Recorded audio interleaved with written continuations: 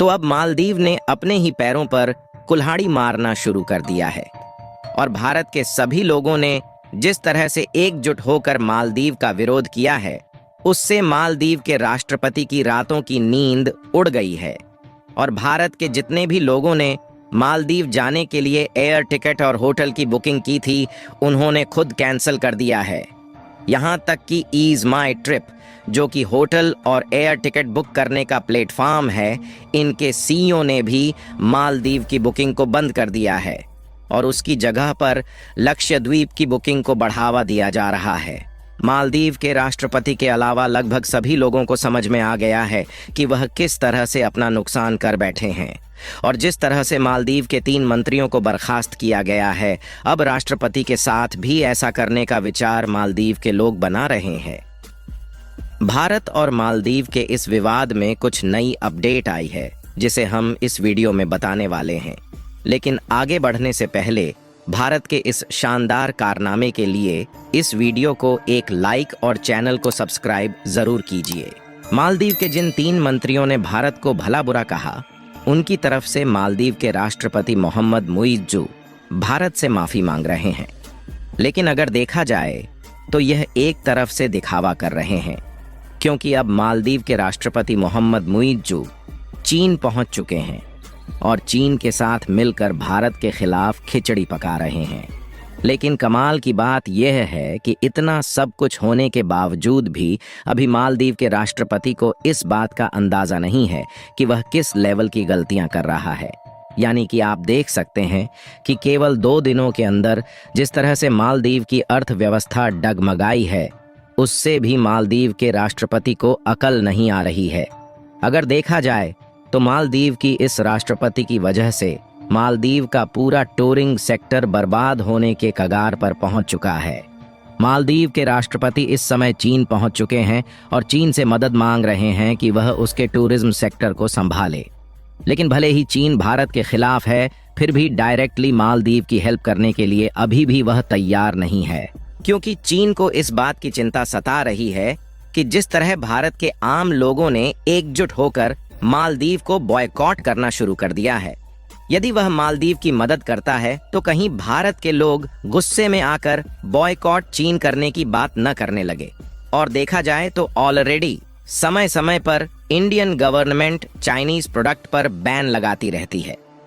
अभी जब मालदीव के राष्ट्रपति चीन पहुंच चुके हैं तो वह चीन से यह गुजारिश कर रहे हैं कि चीन ज्यादा से ज्यादा टूरिस्ट को मालदीव भेजें और मालदीव चीन के साथ मिलकर $50 मिलियन के एग्रीमेंट पर साइन करने की बात कर रहा है, जिससे भारतीय टूरिस्ट की जगह चाइनीज लोग ले सके और इससे जो मालदीव की टूरिस्ट इंडस्ट्री बर्बाद होने की कगार पर पहुंच गई है, उसे चीन के टूरिस्ट द्वारा बचाया जा सके।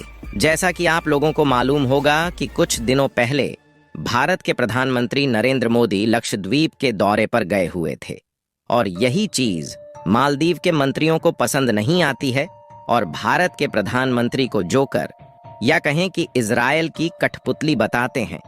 इसके साथ साथ हमारे कल्चर को भला बुरा बताते हैं और हमारे प्रधानमंत्री और कल्चर पर कोई देश उंगली उठाता है तो हम उसे बिल्कुल भी बर्दाश्त नहीं करने वाले हैं, और वह भी ऐसा देश जो कि पूरी तरह से भारत पर ही डिपेंडेंट है।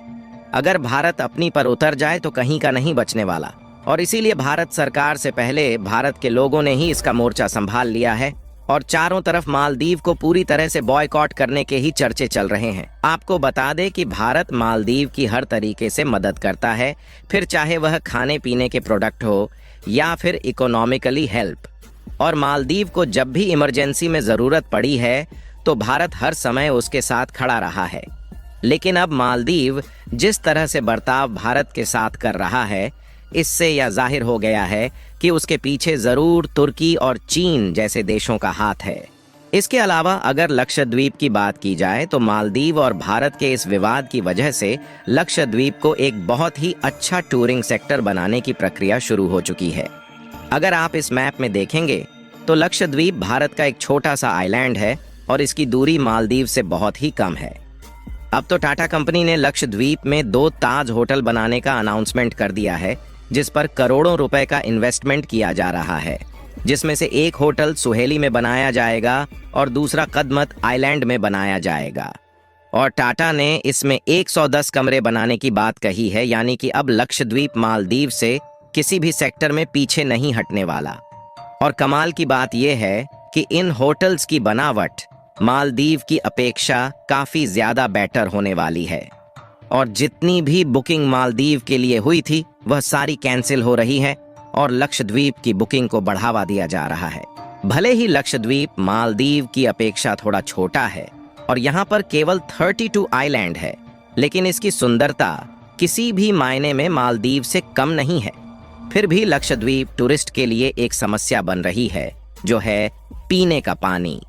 और भारत के पास इतने संसाधन नहीं है जिससे वह एक बड़े लेवल में खारे पानी को प्यूरिफाई कर सके।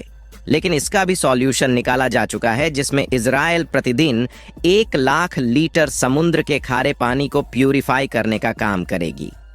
हालांकि यह शुरुआत इसी साल के अंत तक की जानी थी, लेकिन जिस तरह से मालदीव के मंत्रियों ने भारत और इजराइल पर टिप्पणी की है, इसलिए इजराइल ने आज से ही इस पर काम करना शुरू कर दिया है। यानी कि आप देख सकते हैं कि भारत का यह भले ही एक छोटा सा कदम था, लेकिन इसी की वजह से मालदीव की पूरी अर्थव्यवस्था दांव पर लग चुकी है।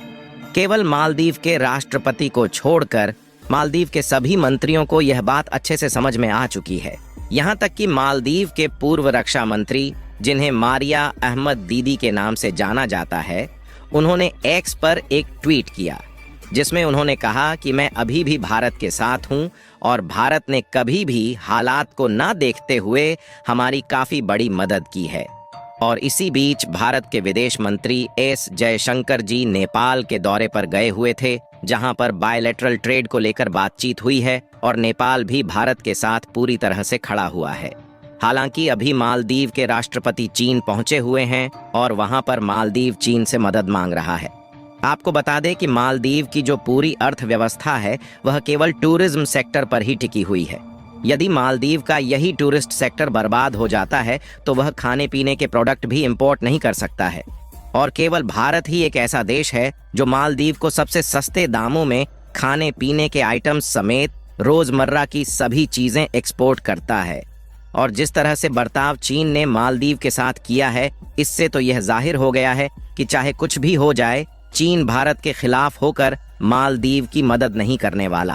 फिलहाल चीन मालदीव की मदद करने से कतरा रहा है, लेकिन मालदीव के राष्ट्रपति मोहम्मद मुइज्जू चीन से मदद की परामर्श कर रहे हैं कि उनके यहाँ ज्यादा से ज्यादा टूरिज्म को भेजें और साथ ही टूरिज्म को बढ़ावा देने के लिए मालदीव में $50 मिलियन इन्वेस्ट करने पर समझौता करने की कोशिश में जुटे हुए हैं। अब चीन मालदीव के साथ क्या करने वाला है, इसका डिसाइड तो चीन ही करेगा। और मालदीव की सबसे बड़ी टेंशन बढ़ाने वाली बात यह है कि लक्षद्वीप में एयरपोर्ट बनाने की भी तैयारी शुरू होने जा रही है। यानी कुल मिलाकर लक्षद्वीप मालदीव को टूरिज्म के मामले में एक बड़ी टक्कर देने वाला है। बाकी आपको क्या लगता है कि जिस तरह से मालदीव चीन से मदद की सिफारिश कर रहा है, इससे चीन मदद करने वाला है या नहीं? अपनी राय कमेंट में जरूर बताएं। और भारत जिस तेजी के साथ लक्षद्वीप को बढ़ावा दे रहा है, उसके लिए इस वीडियो को एक लाइक जरूर करें और इस वीडियो को अपने मित्रों तक शेयर करें ताकि उन्हें भी जानकारी मिल सके। और चैनल को सब्सक्राइब करके बेल नोटिफिकेशन को ऑल पर जरूर रखें। वीडियो को अंत तक देखने के लिए धन्यवाद।